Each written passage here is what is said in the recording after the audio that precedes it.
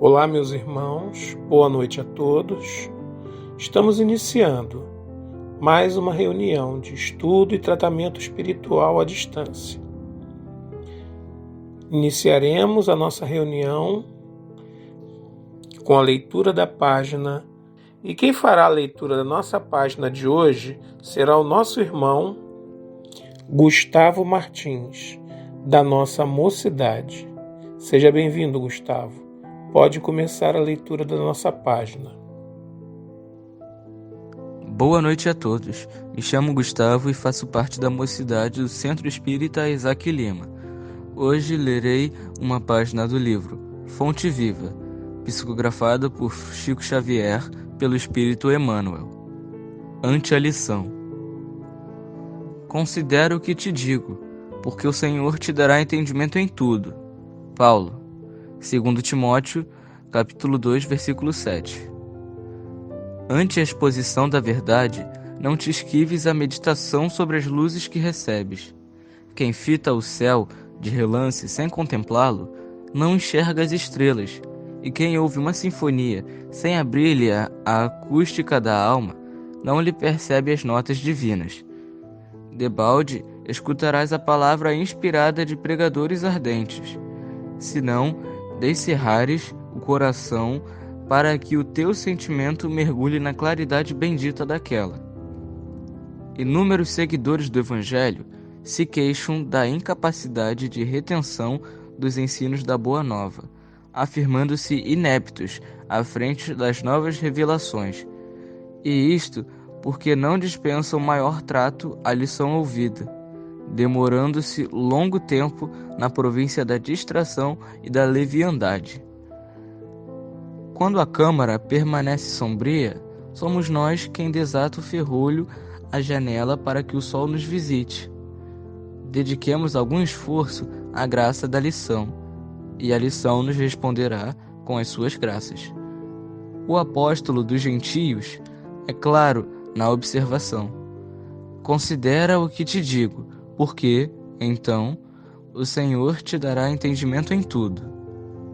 Considerar significa examinar, atender, refletir e apreciar. Estejamos, pois, convencidos de que, prestando atenção aos apontamentos do Código da Vida Eterna, o Senhor, em retribuição à nossa boa vontade, dar-nos-á entendimento em tudo. Agradecemos a leitura da página inicial, feita pelo nosso irmão Gustavo Martins. E agora, meus irmãos, vamos fazer a nossa oração de abertura dos nossos trabalhos da noite de hoje. Querido Jesus, bom e amado Mestre, nós te agradecemos pela oportunidade de estarmos aqui nesta noite reunidos, mesmo que à distância, mas com as mesmas vibrações intensas quando estamos presencialmente na casa de Isaac Lima. Que nós possamos nessa noite obter o aprendizado e as reflexões necessárias para que nós possamos, Senhor, aos poucos, traduzir este conhecimento em ações em nossas vidas diárias, melhorando assim a nós próprios, melhorando assim o nosso comportamento diante da vida. Abençoa-nos nessa noite e que assim seja. O nosso estudo da noite de hoje tem como título Luz à Vida, e a referência está em O Evangelho segundo o Espiritismo, no capítulo 1, itens de 5 a 7. E quem fará o estudo da noite de hoje é a nossa irmã Valéria Alves. Com a palavra, Valéria. Boa noite, meus irmãos. Sejamos todos bem-vindos. Que a paz de Jesus possa envolver os nossos corações, apacentando os nossos pensamentos, a fim de que a gente possa ser inspirado pela espiritualidade amiga que nos cerca, para que possamos compreender a lição do Evangelho que vamos estudar na noite de hoje. O nosso tema de hoje é luz à vida. E ele se justifica pelo tema que iremos estudar. A nossa referência é o Evangelho segundo o Espiritismo, o capítulo 1, os itens de 5 a 7. E esses itens de 5 a 7 têm como título o Espiritismo. Então, o Evangelho nos traz hoje explicações, conceitos sobre essa doutrina que é a luz em nossas vidas, que ilumina o nosso caminho a percorrer no sentido de alcançarmos a perfeição de que tanto necessitamos e desejamos, porque nós já desejamos, né? O conhecimento necessário para que a gente possa galgar esse caminho da perfeição, atendendo o objetivo divino para a nossa criação, que é a perfeição e a consequente felicidade. Então, vamos falar dessa doutrina de amor, que se faz luz para nós. Nós escolhemos para a noite de hoje, para a nossa reflexão, ler os ensinamentos, ler os textos, né, os itens 5, 6 e 7, e fazer as reflexões necessárias. Então, nós vamos começar pelo item 5, que diz assim: o Espiritismo é a ciência nova que vem revelar aos homens, por meio de provas irrecusáveis, a existência e a natureza do mundo espiritual e as suas relações com o mundo corpóreo. Interessante que a gente faça uma parada aqui, porque ele traz uma das características da doutrina espírita, que é uma das bases da doutrina espírita, que é a ciência. Mas ele diz que é a ciência nova, né? Que vem revelar aos homens, por meio de provas irrecusáveis, vem revelar a natureza, né? E a existência do mundo espiritual que nos cerca. Interessante a gente pensar que as revelações divinas, elas se caracterizam por isso, né? Por esse fenômeno mediúnico. Nós vamos falar mais adiante sobre as revelações das leis divinas e a gente vai perceber que o fenômeno mediúnico ele sempre esteve presente em nossas vidas, desde a mais remota antiguidade. A gente tem relatos de fenômenos mediúnicos na nossa história, né?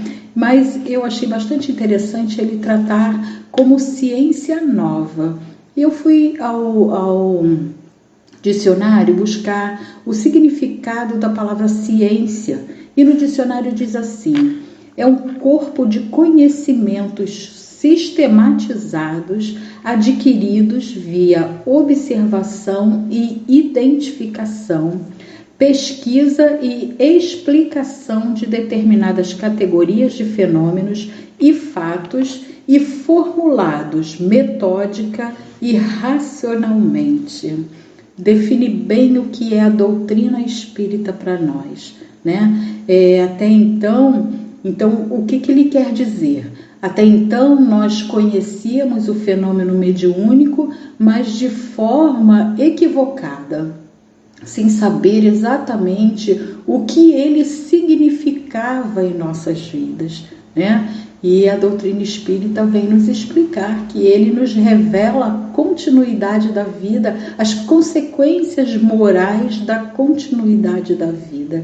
Então, por isso, uma ciência nova, porque ela tem as características da ciência tradicional, mas ela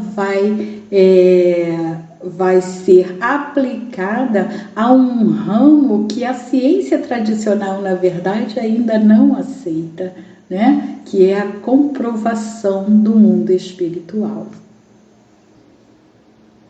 Então, continuando o nosso texto, ele nos mostra não mais como uma coisa sobrenatural, porém, ao contrário, como uma das forças vivas e sem cessar atuantes da natureza, como a fonte de uma imensidade de fenômenos até hoje incompreendidos e, por isso, relegados para o domínio do fantástico e do maravilhoso. O que aconteceu também com relação a Moisés, porque nós dizemos, antes da gente ter conhecimento da ciência espírita, Moisés havia proibido a mediunidade, E aí, por que proibiu a mediunidade? Porque era algo que estava fora das leis divinas, Então, como eu não conseguia explicar, aquilo estava fora das leis divinas. Mas, na verdade, se a gente for lá na história buscar, a gente vai ver que Moisés ele não fez uma proibição do uso da mediunidade. Moisés ele organizou a reunião mediúnica.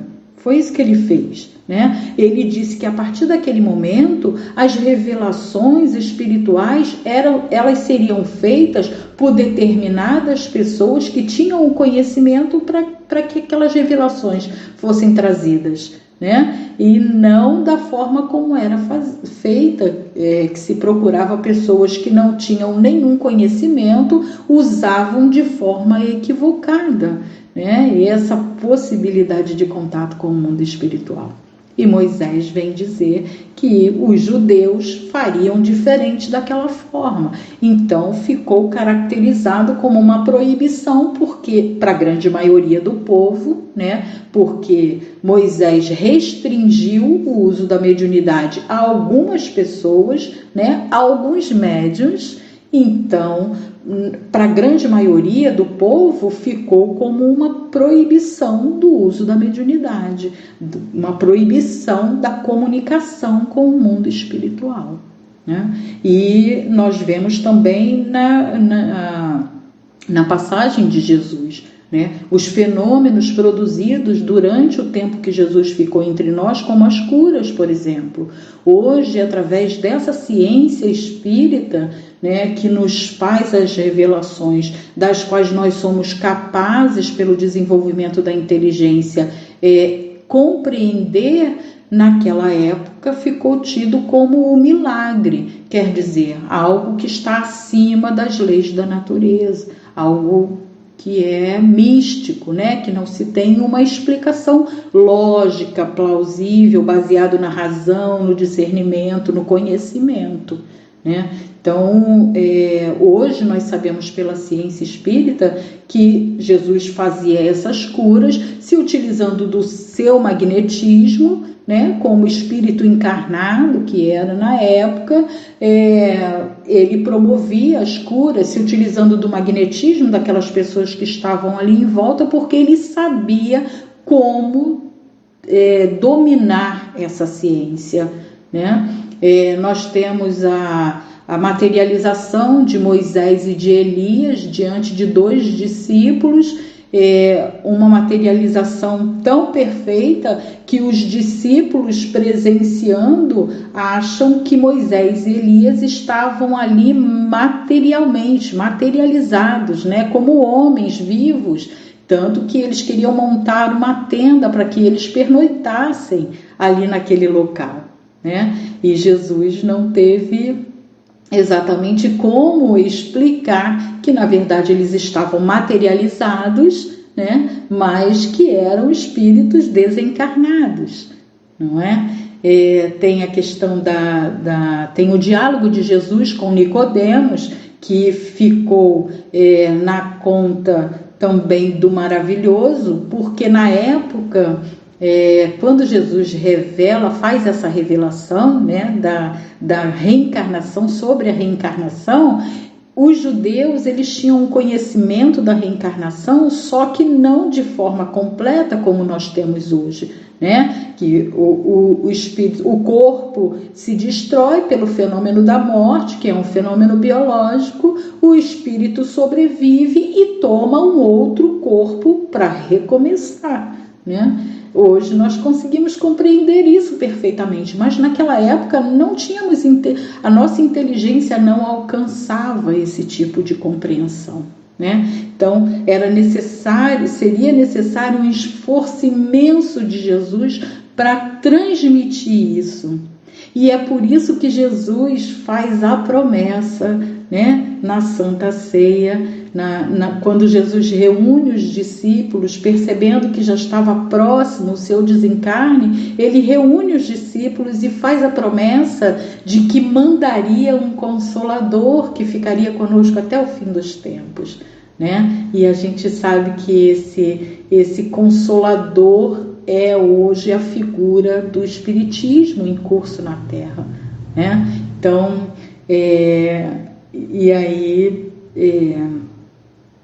fica mais fácil da gente compreender, porque a gente consegue compreender de forma científica, de forma sistematizada, né, como o conhecimento da ciência, de forma sistematizada, pela observação, pela identificação, pela pesquisa, né? Consegue-se explicar esses fenômenos que eram produzidos naquela época.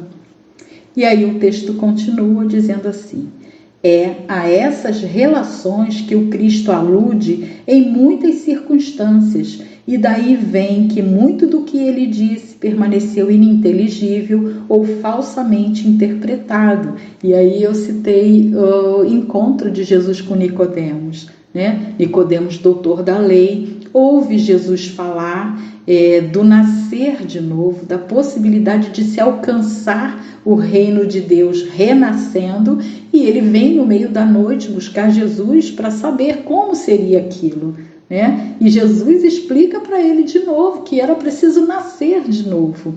E aí ele pergunta a Jesus: mas como isso seria possível, um homem já adulto voltar ao útero da sua mãe e recomeçar, né? E aí Jesus diz para ele: meu amigo, se você não consegue compreender quando eu te falo das coisas da terra, como você vai compreender quando eu te falo das coisas do céu, né? Então, a nossa capacidade de compreensão desses fenômenos na época era muito pequena, faltava um avanço, né? A nossa mente precisava ser desenvolvida e ter mais intimidade com esses métodos científicos para que a gente pudesse compreender de forma real esses ensinamentos, né? E aí é por isso que Jesus promete a vinda de um Consolador que ficaria conosco até o fim dos tempos.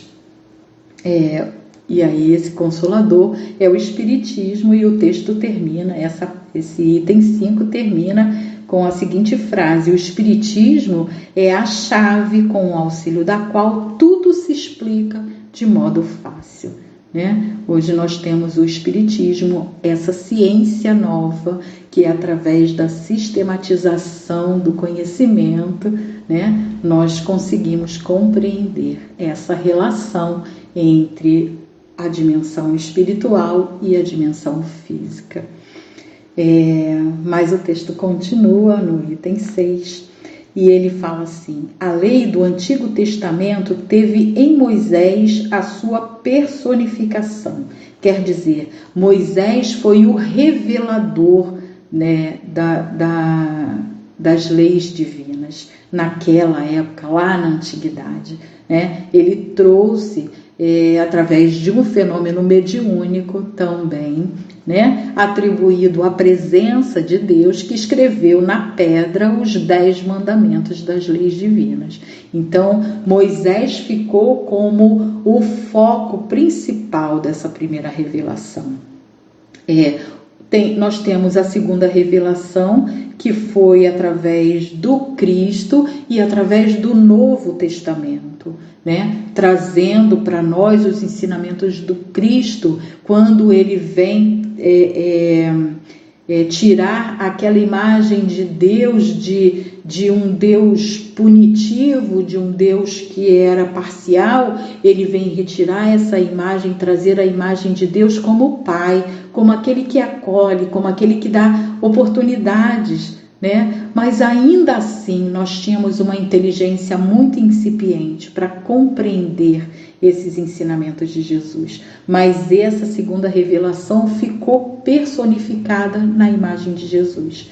E ele continua dizendo assim: o Espiritismo é a terceira revelação da lei de Deus, mas não tem a personificá-la nenhuma individualidade, porque é fruto do ensino dado não por um homem, sim pelos Espíritos, que são as vozes do céu em todos os pontos da terra, com o concurso de uma multidão inumerável de intermediários.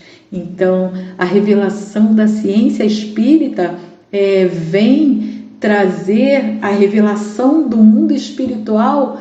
Eles próprios, os próprios espíritos vêm a nós, né? Os espíritos desencarnados vêm a nós através dos fenômenos que eclodem em todas as partes do mundo, né? Nós vemos a primeira revelação lá restrita, aquele ambiente de Moisés, depois vem Jesus, amplia um pouco mais, né? O Novo Testamento ele fica como uma carta magna ao mundo, né, e se espalha pelo mundo e personificado na imagem de Jesus. Já o Espiritismo não, ele eclode em toda a terra ao mesmo tempo, né, em várias partes da terra ao mesmo tempo. A manifestação dos espíritos se faz, né, o que nós conhecemos como a invasão organizada, não só a comunicação com os espíritos superiores, que eram aqueles que, na verdade, orientavam, né, mas também a demonstração do fenômeno praticada por aqueles espíritos mais inferiores, né? E quando eu digo inferiores, não falo da questão de inferioridade moral, né? Estou falando de inferioridade também intelectual, né? Esses espíritos, eles eram homens recém-desencarnados que estavam ali naquele momento e se prestaram a esse trabalho da demonstração dos fenômenos. Claro que sempre olhados de perto pela espiritualidade superior, que precisava demonstrar ao mundo essa possibilidade, né? Estava no momento de revelar ao mundo que a vida continua, que esse fato produz consequências morais para a humanidade, né? E é interessante o restante da nossa leitura, porque ele diz assim: é de certa maneira um ser coletivo, formado pelo conjunto dos seres do mundo espiritual, cada um dos quais traz o tributo de suas luzes aos homens, para lhe tornar conhecido esse mundo e a sorte que os espera. Então, esses espíritos, esse conjunto de espíritos, né, espíritos superiores, espíritos numa condição mediana, espíritos inferiores, todos ligados, né, para que essa demonstração da existência do mundo espiritual pudesse chegar a todos, para que essa revelação pudesse ser levada a todos. E a partir daí começa esse processo de sistematização, né? A partir de Kardec, que faz a sistematização desse conhecimento, né? E nós devemos muito a esse espírito, né, de uma grandeza enorme, de um comprometimento com as leis divinas, de um comprometimento com Deus, né? Um homem extremamente inteligente, que, aliás, hoje, se estivesse vivo, estaria fazendo aniversário, né? E nós lhe rendemos o tributo necessário, a nossa gratidão por ele ter trazido a nós, por ele ter facilitado a nossa compreensão, sistematizando através de um método científico, né, através da filosofia, mostrando para nós a importância do sentimento de religiosidade que vai fazer com que a gente use esse conhecimento com moralidade, com respeito pelas leis divinas, não é? Então, a Ele a nossa eterna gratidão. E nós temos o item 7 para finalizar o nosso estudo, que diz assim: assim como Cristo disse, não vim destruir a lei, porém cumpri-la, também o Espiritismo diz, não venho destruir a lei cristã, mas dar-lhe execução. Nada ensina em contrário ao que ensinou o Cristo, mas desenvolve, completa e explica em termos claros e para toda a gente o que foi dito apenas sob forma alegórica. Vem cumprir nos tempos preditos o que o Cristo anunciou e preparar a realização das coisas futuras. Ele é, pois, obra do Cristo, que preside, conforme igualmente o anunciou, a regeneração que se opera e prepara o reino de Deus na terra. Então, o Espiritismo, ele não vem como não veio Cristo, como não veio Moisés, derrogar as leis divinas, né? Vem, na verdade, afirmar essas leis, fazer a demonstração prática, onde a gente pode estudar, onde a gente pode observar e ter discernimento para compreender. E principalmente construir em nós a fé raciocinada que o Espiritismo vem nos ensinar através desse conhecimento que a gente adquire, né? Das leis divinas, das leis que regem a nossa vida. Nós não estamos acima das leis da natureza, muito pelo contrário, estamos de comum acordo com ela, né? Diferente do que alguns segmentos religiosos ainda pregam, né? A respeito da mediunidade, a respeito desse contato que nós temos a possibilidade de fazer com o mundo espiritual, nós estamos de comum acordo e sob o amparo do Cristo para que isso aconteça, né? Então, a nossa gratidão a esses espíritos que trouxeram para nós esse conhecimento e que nós saibamos principalmente tirar proveito dele, porque ele veio para que nós avançássemos na senda do progresso, para que nós pudéssemos, obedecendo a lei de progresso, que é uma lei divina, né, evoluir, alcançar a nossa destinação, que, como diz o Espiritismo, é a perfeição, como também disse o Cristo quando nos convidou a sermos perfeitos como perfeito é o Pai que está nos céus. Que nós saibamos ser merecedores desse Consolador, né? Que o Cristo nos prometeu quando percebeu que já estava próximo do seu desencarne, reunindo os discípulos num momento que ficou conhecido como a Santa Ceia. O Cristo prometeu a eles um Consolador que viria ficar conosco até o fim dos tempos, né? Então, faz jus, como a gente falou no início, o tema criado em torno desse assunto, que é a luz à vida, né? O Espiritismo é isso, luz à nossa vida, que nós saibamos ser merecedores dessa grande dádiva divina, desse grande ato de amor do nosso Criador por nós. Que a paz de Jesus possa ficar no coração de cada um de nós, nos auxiliando, nos intuindo sempre, para que alcancemos essa qualidade de bons espíritos. Agradecemos a nossa irmã Valéria Alves pelo estudo da noite de hoje.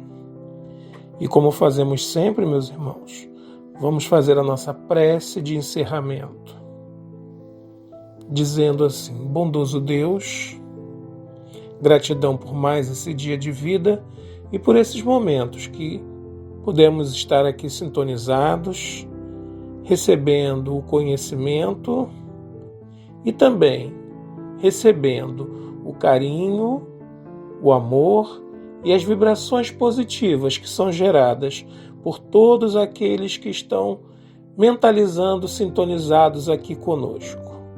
Que tenhamos uma semana de paz, com muito amor no coração e disposição para vencer as nossas próprias dificuldades íntimas.